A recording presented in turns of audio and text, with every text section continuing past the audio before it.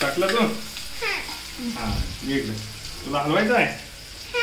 पण अंगावरती उडवू द्यायचं नाही ओके हा पकडे हा थोडस इथे या अंगाला नाही लागू द्यायचं असं हा बस बस बस इनफ मी सांगतो तुला काय टाकायचं आता थांबा आता हे बघ आता कांदा होऊ द्यायचा तिथे हा तो तेलामध्ये होऊ द्यायचं ओके असं लाल होऊ द्यायचं थोडासा कसा लाल